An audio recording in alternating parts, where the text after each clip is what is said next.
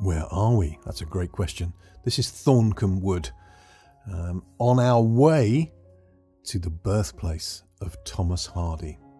This gorgeous woodland is full of beech and chestnut and hazel and oak, and of course all the animals and birds that go with that. We were really delighted to see a nuthatch as we approached Thomas Hardy's cottage. As you can see, it was quite a windy day and really invigorating. The greens that you get in spring are like no other time of the year. And we were in a very, very happy state by the time we got to the cottage.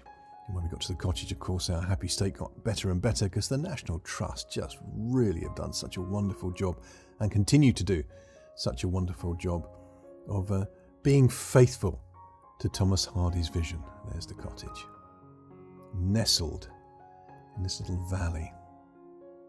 So come and join us now as we go down to the cottage through the fields of bluebells and also the blossom on the apple trees.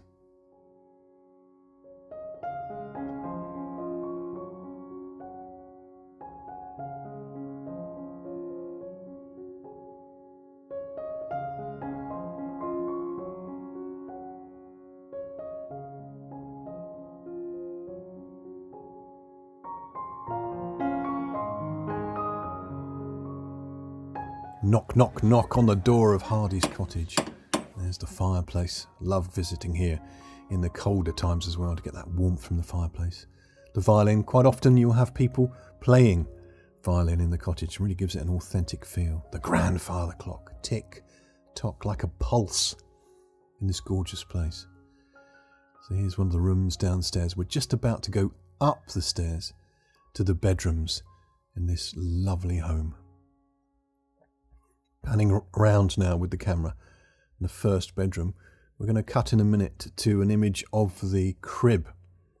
One of the famous stories about Thomas Hardy as a baby is his mother being horrified when she came up and looked in the crib, and there in the crib with the baby Thomas Hardy was a snake. It's the kind of view that Thomas Hardy would have had out of the bedroom windows over the garden, faithfully restored by the National Trust. And there's one of the positions he would have written from. Far from the Madding Crowd being one of my favourite books. This gorgeous cottage is not only Hardy's birthplace, but it's where he wrote those famous novels Under the Greenwood Tree and Far from the Madding Crowd. I'm here in Hardy's cottage. This is his birthplace. It's really quite humble, beautiful but humble. All that inspiration flowing from one amazing man. Well, imagine Hardy sitting in the corner, writing at that desk as a young man. It would have been his view, his outlook, as he was inspired by nature and the customs of the day. It would have been on his bookshelf. Here are some Victorian books.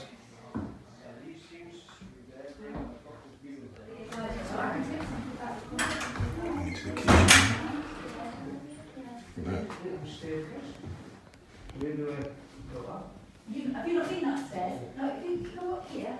Yeah. Would you mind waiting? Because we already have 8 people upstairs. They'll bring the books down and put them on here. Simpler times, but not necessarily any less amazing than our times now. There's the bread oven.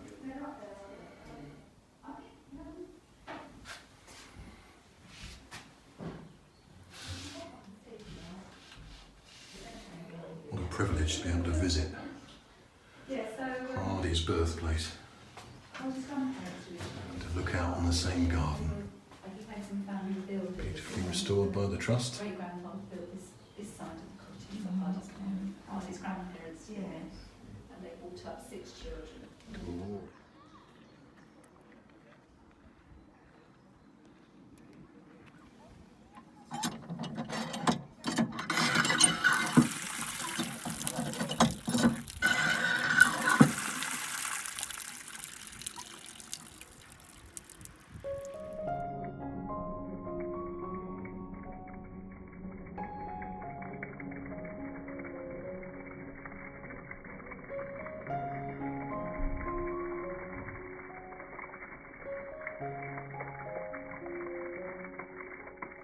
Looking at early gooseberries here.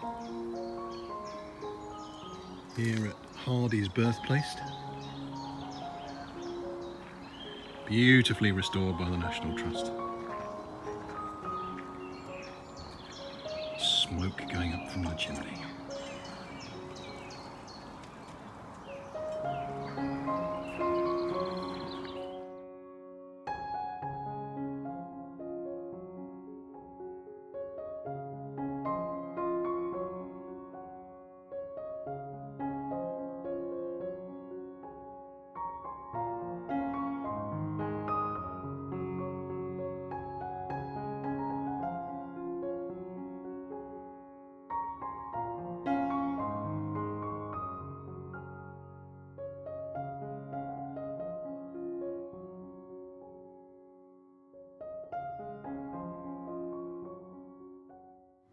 It's possible to romanticise about the past until one gets down to the absolute basics. Yes, would you like to have come out here in the freezing cold winter and made a commitment? Foxgloves coming up as well. Beautiful in this spring light. Foxy baby. You get a little bit of an idea of some of the tools that they would have used. And a cider press. Look at that, isn't that lovely? Who's the cider maker?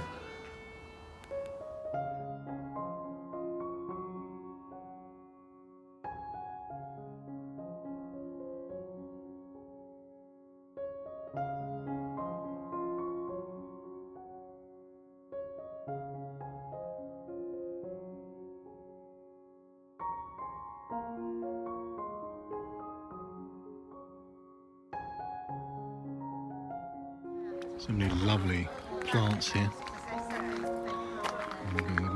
Salmon seal over there, I think. Just an abundance of flora. Florabundance. Here at Hardy's Birthplace. In the lovely Dorset countryside. Look at the path to his birthplace. Thomas Hardy. See forget-me-nots. One of my favourite flowers as well. Iris, look at these. Look at that. Exquisite work in these ferns. Architecture. I love the idea of being here at Hardy's Birthplace, sharing it with you on this beautiful spring day. May it inspire us to write some more poetry. Maybe that novel that's inside you.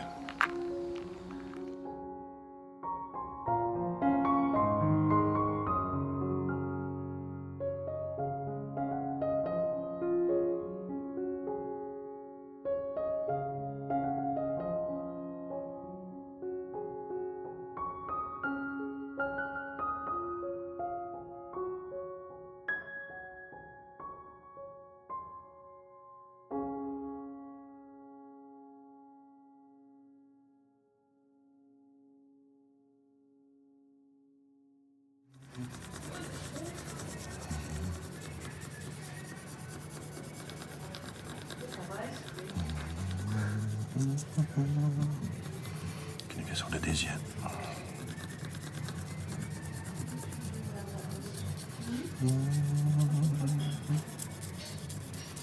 think it's an oak leaf.